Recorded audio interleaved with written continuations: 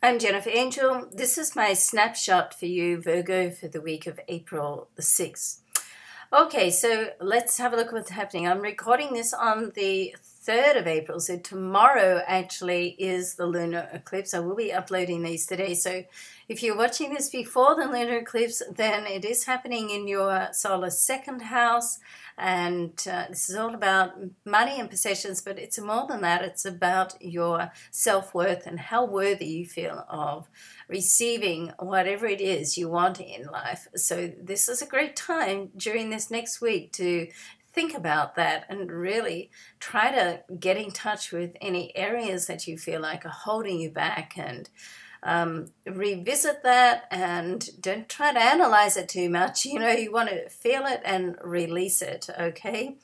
Now, there's a lot of activity going on in interaction in your solar 8th house. So this is it's quite an erotic area of your chart, but it's also very much to do with official business and monetary matters that are not totally within your control. So if things have been a little held up in this area, then they can really it's like you can push the reset button on that this week, and it can just unravel and start to go, particularly as in the sign before you with Jupiter, and Jupiter is coming out of its retrograde phase. So that helps to really give things a sort of nice push along as well. Now, we do have in your 5th house, which is Pluto sits there, and this is your area of teamwork, working with people, and there's a square, traditionally a confronting aspect with Pluto and Mercury. Now, Mercury being a ruling planet, so anything that happens with Mercury is going to have a strong influence on you.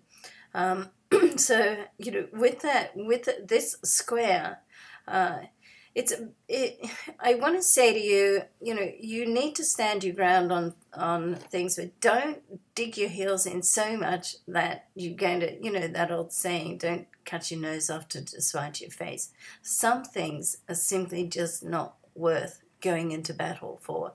Now, you're the only one, of course, Virgo, who can tell what's worth it and what's not. Just something to be aware of, because there's a lot of movement in this area. So you don't want to get in your own way by really, digging your heels in on a technicality point, which, knowing you're probably right. But, as I just said to another sign a minute ago or earlier, is that the moment that you make yourself right, you immediately make someone else wrong, and that may not be the best way to go about things right now.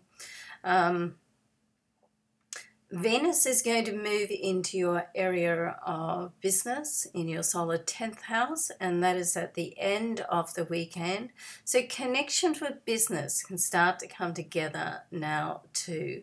Okay, so even though it does seem to be more about your professional matters right now, it's a good time to really focus on that, particularly monetary areas, and get that sort of going in the way that you want it to go. And once you feel more secure on a material level, then you can come back and focus more on love and romance. But if you've got somebody special in your life, I wouldn't be neglecting them either.